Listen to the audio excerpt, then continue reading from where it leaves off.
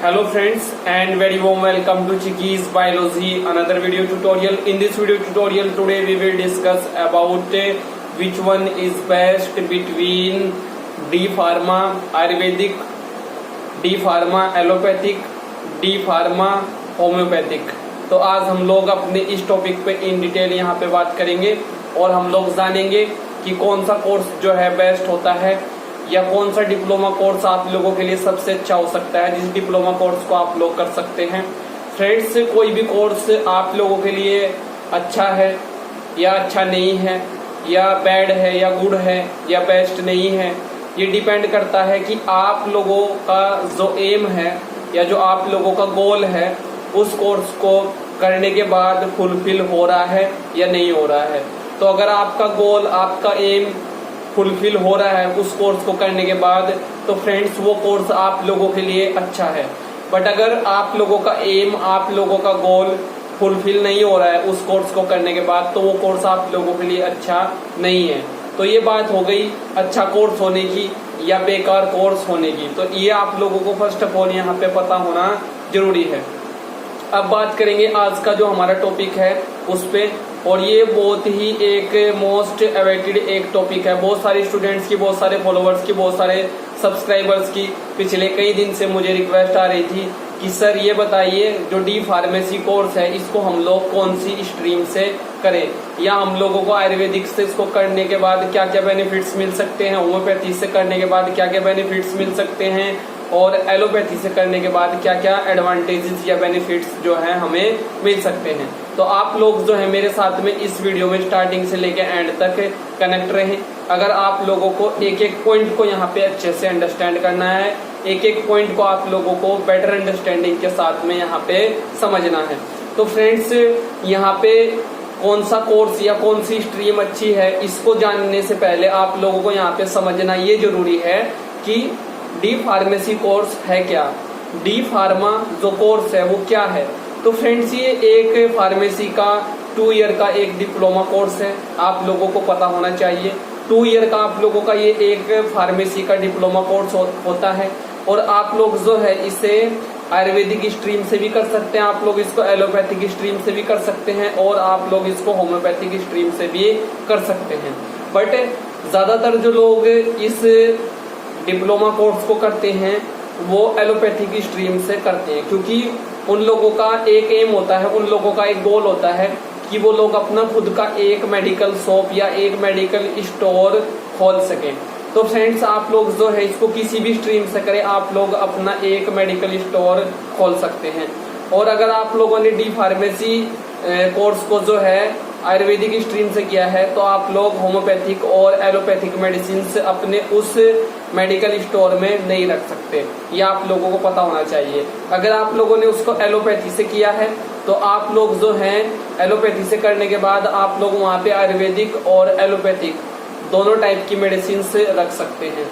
और अगर आप लोगों ने इसको आयुर्वेदिक से किया है तो आप लोग जो है आयुर्वेदिक मेडिसिन वहाँ पे रख सकते हैं, और आप लोग यूनानी जो मेडिसिन होती है, जो यूनानी मेडिसिन होती हैं, उनको आप लोग वहाँ पे रख सकते हैं। क्योंकि फ्रेंड्स, इंडिया में जो है 4 जो पद्धति है वो इम्पोर्टेंट है। एक आयुर्वेदिक पद्धति है, एक एलोपैथिक पद्धति है, एक होम्योपैथिक पद्धति है, और एक यूनानी पद्धति है।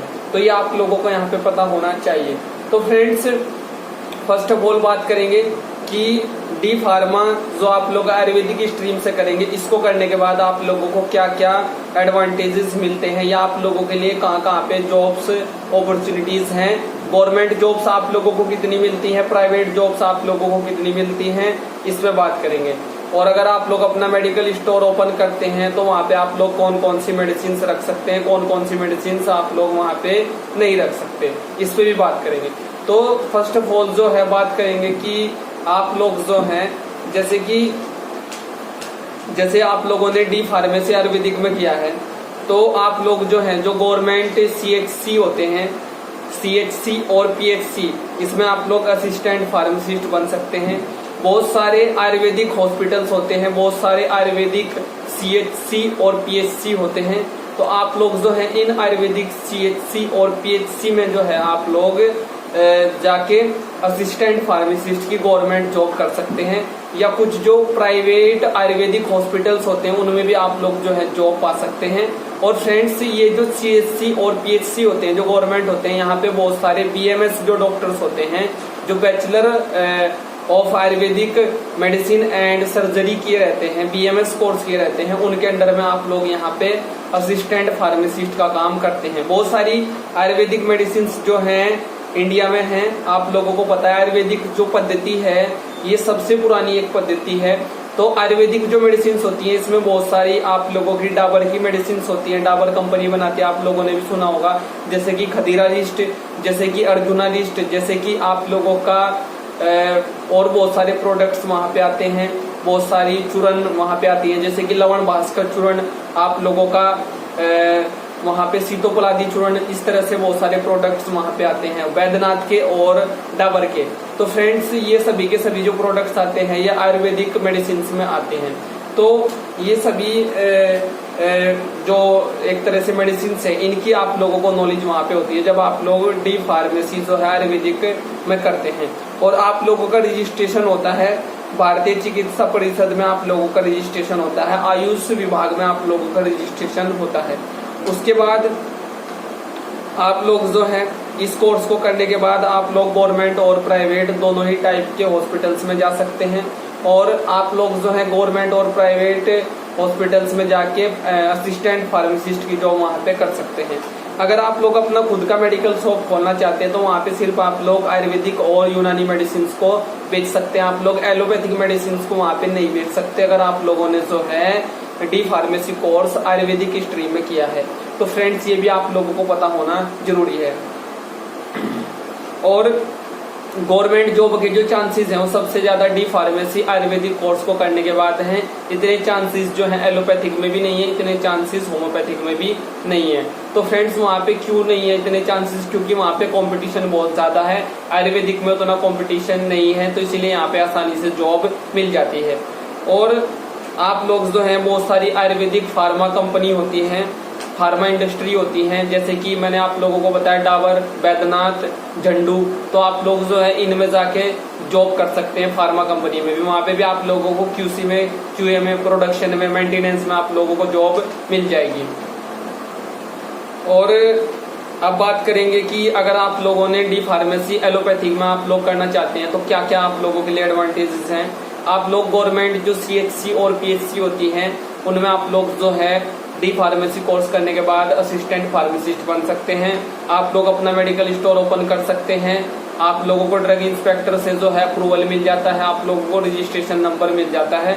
और अगर आप लोगों ने डी फार्मेसी एलोपैथिक से किया है तो आप लोग आयुर्वेदिक और जो यूनानी मेडिसिन होती हैं, जो वेटरनरी मेडिसिन होती हैं और जो आप लोगों की एलोपैथी मेडिसिन होती हैं, इन सबको आप लोग वहाँ पे रख सकते हैं। आयुर्वेदिक को भी रख सकते हैं, यूनानी को भी रख सकते हैं, आप लोग जो है जो वेटरनरी मेडिसिन है उनको भी रख सकते हैं, और एलोपैथी मेडिसिन को भी आप लोग वहाँ पे रख सकते हैं। और आप लोग गवर्नमेंट और प्राइवेट बोथ हॉस्पिटल्स में जॉब कर सकते हैं। आप लोगों के लिए गवर्नमेंट जॉब के भी चांसेस वहाँ पे रहते हैं। तो ये सभी चीजें जो है आप लोगों को पता होनी जरूरी है। अब बात करेंगे होम्योपैथिक की। तो अगर आप लोगों ने होम्योपैथिक में अपना डी फार्मेसी कोर्स किया है या आप लोग करना चाहते हैं तो इसमें आप लोग गवर्नमेंट PHC और CHC में जॉब कर सकते हैं। और बहुत सारे गवर्नमेंट PHC और CHC होते हैं, होम्योपैथिक हॉस्पिटल्स होते हैं बहुत सारे गवर्नमेंट और प्राइवेट। तो वहाँ पे आप लोग उन होम्योपैथिक हॉस्पिटल्स में असिस्टेंट फार्मासिस्ट की जॉब आप लोगों को मिल जाती है। और एक और भी, अगर आप लोग प्राइवेट अपना मेडिकल स्टोर खोलना चाहते हैं डी फार्मेसी होम्योपैथिक करने के बाद, तो फ्रेंड्स आप लोगों का वहाँ पे वो मेडिकल स्टोर नहीं चलेगा जब तक कि आप लोगों का पैचअप किसी BHMS डॉक्टर के साथ में नहीं होगा या किसी MD होम्योपैथिक डॉक्टर के साथ में नहीं होगा, तो तब तक आप लोगों का मेडिकल शॉप वहाँ पे नहीं चलेगा। ये एक कड़वी सच्चाई है, आप लोगों को ये भी पता होना यहाँ पे जरूरी है। अब बात करेंगे, बहुत सारी आर्मी में जो है homeopathic D pharmacy homeopathic candidates के लिए वैकेंसी निकलती है, तो आप लोग वहाँ पे भी ट्राई कर सकते हैं, आप लोग अप्लाई कर सकते हैं।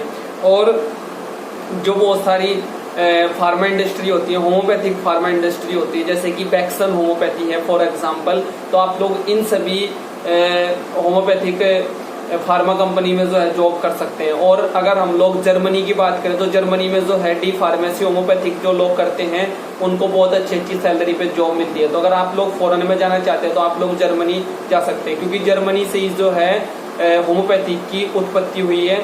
और जो हनीमैन थे वो इसके जनक माने जाते हैं, वो वही हैं जो इसके फादर ऑफ होम्योपैथी माने जाते हैं। तो जर्मनी में इसका बहुत ज्यादा स्कोप है। उसके बाद जो है आप लोग जो है अदर बहुत सारे गवर्नमेंट और प्राइवेट हॉस्पिटल्स में जो है आप लोग जॉब पा सकते हैं जहाँ पे काम होता है होम्योपैथिक का।